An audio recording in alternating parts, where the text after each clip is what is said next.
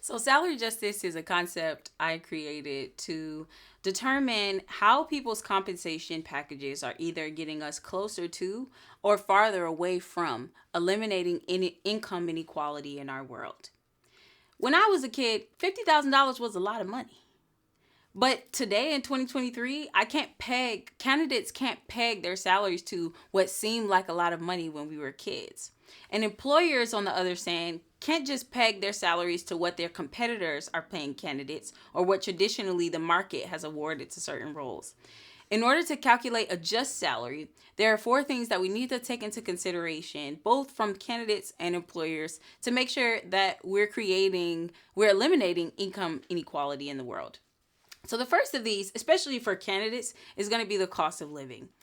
Often when we just pull pie in the sky salaries out of the air, or when we stay beholden to the anchors that we see in the market, like in the UK where I live, £30,000 is the anchor for so many roles.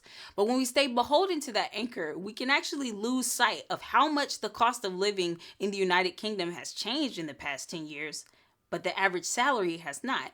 And so it's really important that even as a candidate, whether you're a new graduate, whether you're pivoting to a new industry, whether you've just completed a master's degree or a certification and you're looking to get promoted or move into a new level, don't fly blind in terms of how your every monthly living expenses are going to affect what level of income you need to bring in. The second thing is inflation. If you make your salary, let's say it's $20,000, you're based in the US. If you agreed a contract for $20,000, at the end of that 12 months of your first year, that $20,000 is actually less than what you started with. So if you're working a job and you're in a salary and you're not seeing your salary increase year on year with inflation, you're actually losing money working in that organization. Step three is the market rate. This is where you can use tools like Glassdoor to examine what other people and other companies are paying similar roles to yours. And this is really important in terms of step four, which is looking at your skills and expertise. I'll take a really key skill set, which is being a personal assistant. Now, in the UK where I live, the average salary for a personal assistant may be between 18,000 and 24,000 pounds. But if you're looking at your living expenses and your skills and expertise and the amount of time that you've been in the workforce, and you're saying, hey, actually, I should be making closer to 40,000 pounds, but I can't find a personal assistant role that's paying that salary. Maybe you want to take your skills and pivot to being a virtual assistant and then work backwards from your target salary to calculate how many clients and at what rate you need to secure them in order to end up at your dream salary. Then to speak to employers on the other side of this equation. Some of you are thinking, Chelsea, the staff costs are the biggest cost of my P&L, and now you're telling me to increase it?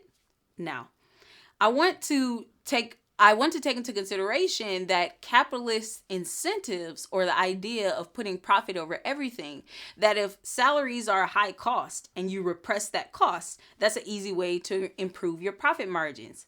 The problem with this is it's a really short-sighted mentality and doesn't take into consideration the most valuable asset in any organization, the human beings who keep it going.